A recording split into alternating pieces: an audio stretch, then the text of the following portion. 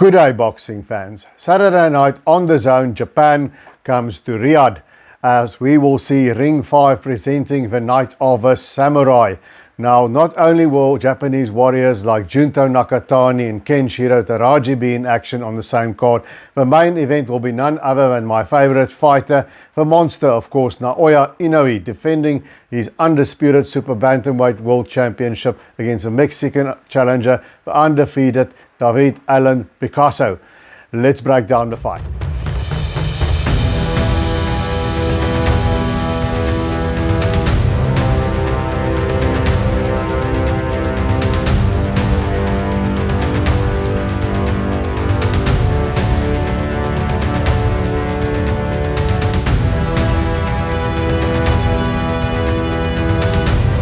Naoya Inoue needs no introduction. He's a former light flyweight champion of the world, the former junior bantamweight champion of the world, undisputed bantamweight champion of the world, and undisputed super bantamweight champion of the world, as he is now, or junior featherweight, as some people call the 122-pound division.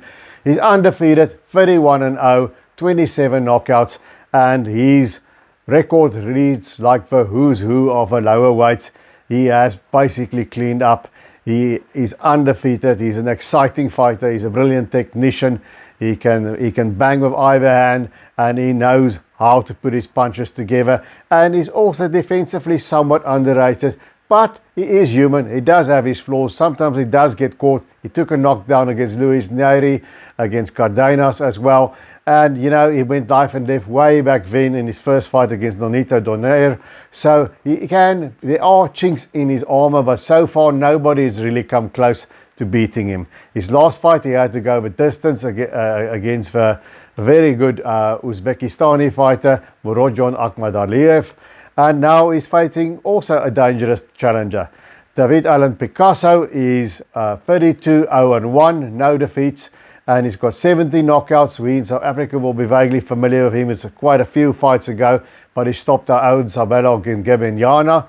Now, David Alan Picasso, if I look at him, in a way, he's kind of similar to me than Jose Salas, who just beat our Landin Ngeke for the IBF Bantamweight title.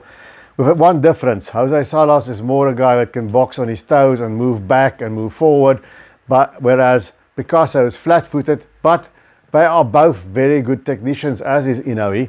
They know Picasso knows when to punch. He's got the timing. He knows where to punch. He's got the accuracy. He knows how to punch. He's got the technique, and he's heavy-handed. He may be not a one-and-done puncher, but he's got vicious left hooks to the body. He's good with that left hook. Inoue has shown in the past that he can get caught in an exchange with a left hook, so that'll give Picasso some heart.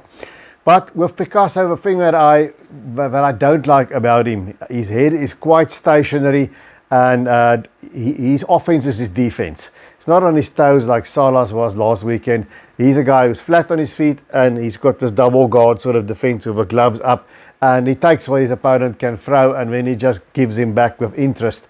And offensively, he's very, very good. Defensively, I don't know about Picasso. He takes too many shots for my liking. And against a guy like Inoue, you don't want to be taking too many shots. So I think Naoya Inoue, I've noticed now, he's a little bit more careful about how he goes about his business. He doesn't just climb in early. And now those few knockdowns gave him a bit of a scare.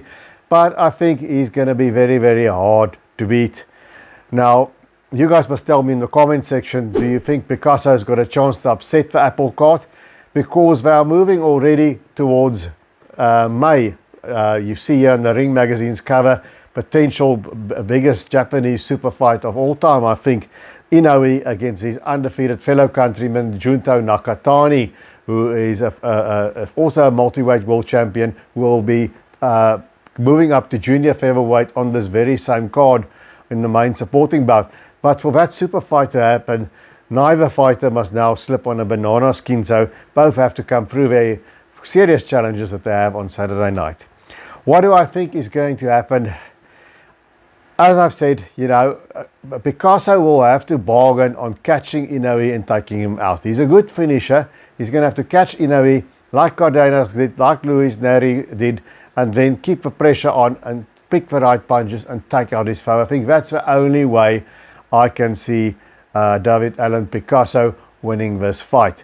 But when he gets caught is when he goes for the kill, when he gets a bit overconfident.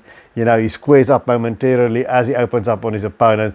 I think he'll be a bit careful early on against Picasso. He's learned his lessons. He showed me that he can close the gaps in his armor, and I just don't think Picasso, if he's that big of a puncher, his numbers doesn't show it, and he hasn't fought the kind of guys that Inoue has fought, who has.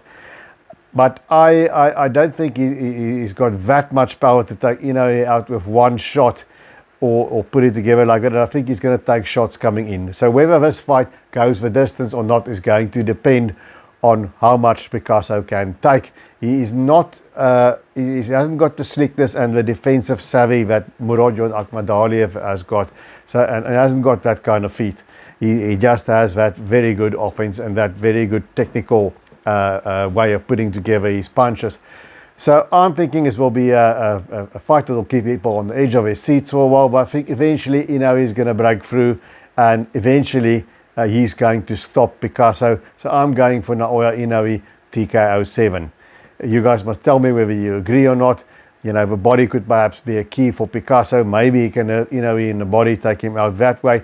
But it's going to be hard to pick against a monster. I think his most serious challenge will be after this fight, if they both come through, and that this mouth-watering super fight between Inoue and Nakatani can happen next year. That's probably the #1 fight that I would like to see in 2026.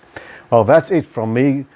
Please drive safely. A Merry Christmas to all of you, and a Happy New Year to all your families. And remember to keep those gloves up.